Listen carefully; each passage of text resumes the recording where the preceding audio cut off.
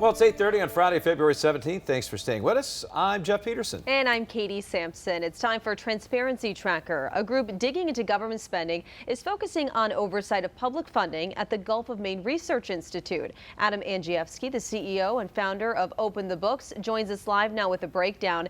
Adam, good morning. What did you find? Good morning, Katie.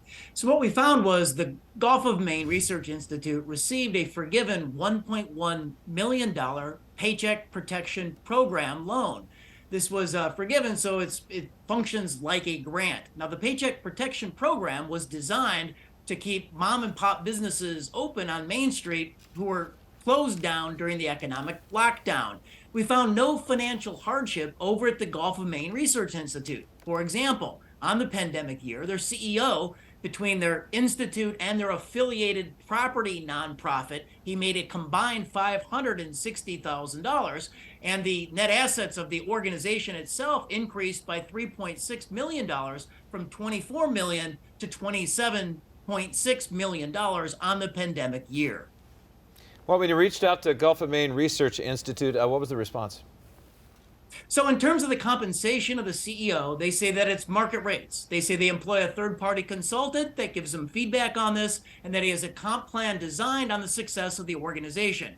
They also said they put their IRS informational returns, their 990s, online, and they have them online since 2014. So we went back and we quantified his total compensation since 2014. And Donald Perkins, the CEO, has made $3.4 million.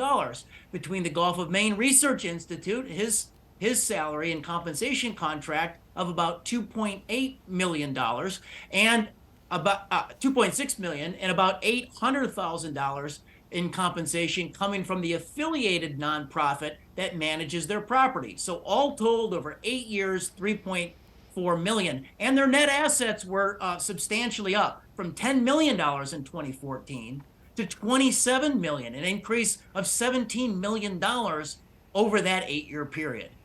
And Adam, why look into this institute in the first place? Well, we noticed that in addition to the forgiven $1.1 million taxpayer-funded Paycheck Protection loan, that in a given year, say 2020, they also got 40% of their gross revenues from taxpayers.